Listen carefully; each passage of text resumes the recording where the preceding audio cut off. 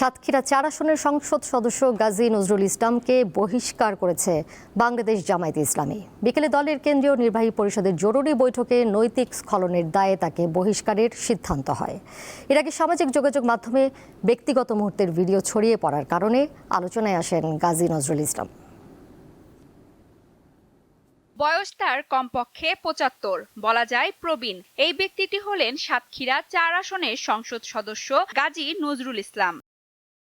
গত সোমবার তার ব্যক্তিগত মুহূর্তের একাধিক ভিডিও সামাজিক যোগাযোগ মাধ্যমে ছড়িয়ে পড়ে। এসব ভিডিওতে এক তরুণীর সঙ্গে জামায়াতে ইসলামী থেকে সদ্য বহিষ্কৃত এই সংসদ সদস্যকে ঘনিষ্ঠভাবে দেখা যায়। ভিডিওটি প্রকাশের পর জামায়াতের অনেক নেতাকর্মী সামাজিক যোগাযোগ মাধ্যমে সেটিকে কৃত্রিম বুদ্ধিমত্তা বা এআই প্রযুক্তিতে তৈরি বলে দাবি করেন। এরপর মঙ্গলবার গাজী নজরুল ইসলাম নিজের ফেসবুক আইডিতে পোস্ট দিয়ে জানান, ওই তরুণী তার দ্বিতীয় স্ত্রী মরিয়ম বেগম। গত 17 জুন পারিবারিকভাবে এবং তার প্রথম স্ত্রীর সম্মতিতে বিয়ে সম্পূর্ণ হয়।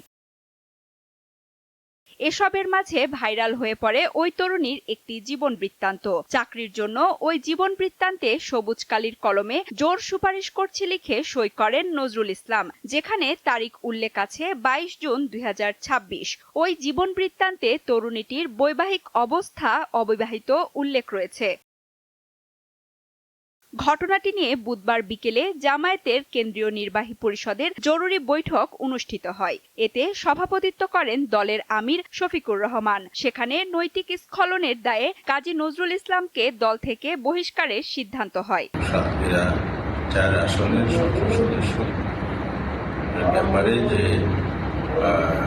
অপরাধটি তদন্তের মাধ্যমে প্রমাণিত হয়েছে সেটাকে নৈতিক পদস্খলনজড়িত হওয়ায় সংগঠনের গঠনতন্ত্রের ৬২ ধারা অনুযায়ী তাকে দল থেকে বহিষ্কারের সিদ্ধান্ত নেয়। নজরুল ইসলামকে দল থেকে বহিষ্কারের বিষয়ে চিঠি পেলে আইন অনুযায়ী ব্যবস্থা নেওয়ার কথা জানিয়েছে নির্বাচন কমিশন। সঞ্জিদা স্নিগ্ধা, দীপ্ত, বার্তা কক্ষ।